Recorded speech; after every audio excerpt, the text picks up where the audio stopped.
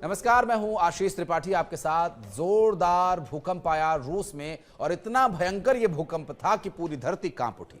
रूस के कामचटका प्रायद्वीप के प्रशांत तट पर बुधवार 8.7 की तीव्रता का भूकंप मापा गया और भूकंप के बाद पूरे इलाके के लिए सुनामी की चेतावनी जारी की गई है। भूकंप और सुनामी का असर जापान तक में देखने को मिल सकता है और रूस के कामचटका प्रायद्वीप के प्रशांत तट पर आए इस भूकंप से बड़ी तबाही के संकेत हैं, क्योंकि रेक्टर स्केल पर इसकी तीव्रता 8.7 मापी गई है।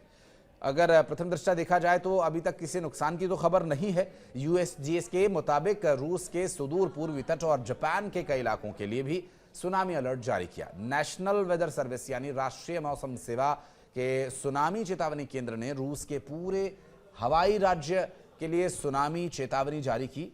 यूएसजीएस के अनुसार भूकंप इतना मजबूत था, उथला था कि इससे सुनामी भी आ सकती है। पूरे इलाके में 1 मीटर तक की ऊंची लहरें उठने की संभावना है। जापान की मौसम विज्ञान एजेंसी ने बुधवार को बताया कि रूस के कामचटका प्रायद्वीप के पास 8.7 की तीव्रता का एक शक्तिशाली भूकंप आया। जापान के लिए सुनामी की चेतावनी जारी कर दी गई है।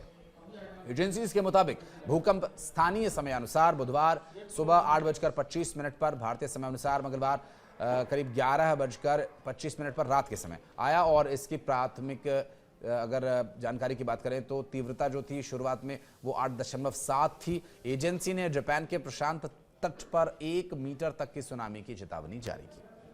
हालांकि अभी तक किसी तरह का कोई नुकसान हुआ या नहीं हुआ इस बारे में कोई डिटेल्स तो नहीं आ पाई हैं, लेकिन जापान के एनएचके टेलीविजन के अनुसार भूकंप जापान के 4 बड़े द्वीपों में से सबसे उत्तरी द्वीप होक्काइडो से लगभग 250 किलोमीटर यानी 250 किलोमीटर लगभग 160 मील दूर था और इसे केवल हल्का महसूस किया गया। अमेरिकी भूवैज्ञानिक सर्वेक्षण ने यह कहा कि भूकंप 19.3 किलोमीटर यानी लगभग 12 मील की गहराई पर आया है और रूस की ओर से कामचटका पर पड़ने वाले प्रभाव के बारे में तत्काल कोई जानकारी नहीं मिल पाई है। दरअसल रूस के पूर्वी तट पर 8 की तीव्रता वाले भूकंप के बाद सुनामी की चेतावनी जारी की गई, क्योंकि जब भूकंप टेक्टोनिक प्लेट्स के टूटने, सरकने या टकराने की वजह से आता है तो अगर उसका केंद्र समुद्र के किसी गहरे तट में है, उसके भी नीचे है, तो इसका असर समुद्र की लहरों पर भी देखने को मिलता है और जो कि खतरनाक कई बार साबित होता है। हालांकि ये तीव्रता काफ़ी अधिक थी, इसलिए ज़्यादा इसकी समस्या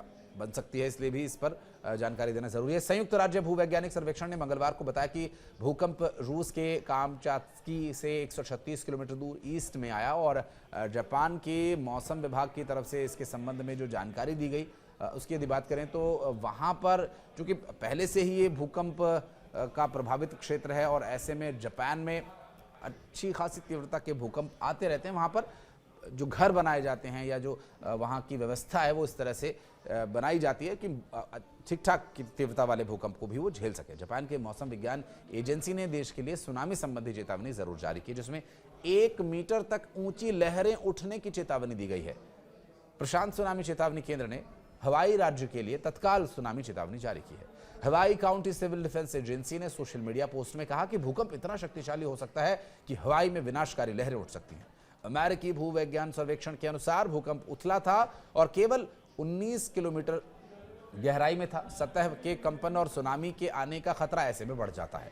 और इसके अलावा एजेंसी की रिपोर्ट यह है कि ज्वार के स्तर से 0.3 से 1 मीटर तक ये लहरें उठने की आशंका है। ये लहरें चुऊक, कोसरे, मार्शल द्वीप समूह, पलाऊ और फिलीपींस के कुछ हिस्सों तक पहुंच सकती है। जापान के प्रधानमंत्री शिगेरू इशिबा को भूकंप के बारे में जानकारी दे दी गई है और इसके तुरंत बाद सरकार ने जानकारी इकट्ठा करने और प्रतिक्रिया की योजना बनाने के लिए एक आपातकालीन समिति का गठन किया। हालांकि रूस के क्षेत्रीय गवर्नर ने प्रारंभिक रिपोर्ट्स का हवाला देते हुए कहा कि भूकंप से अब तक किसी के हताहत होने की कोई सूचना नहीं है। हालांकि प्रभावित क्षेत्रों में किंडरगार्टन क्षतिग्रस्त होने की भी बात सामने आई थी। इसके पहले जुलाई की शुरुआत में कामचत्की के पास समुद्र में 5 शक्तिशाली भूकंप दर्ज किए गए थे, जिनमें से सबसे ज्यादा जो तीव्रता वाला था वो था 7.4 का। अब आप अंदाजा लगाइए कि इस बार तो 8.78 के आसपास ये तीव्रता करीब मापी गई थी और सबसे बड़ा भूकंप 20 किलोमीटर की गहराई पर आया था, जो कि करीब 1,80,000 की आबादी वाले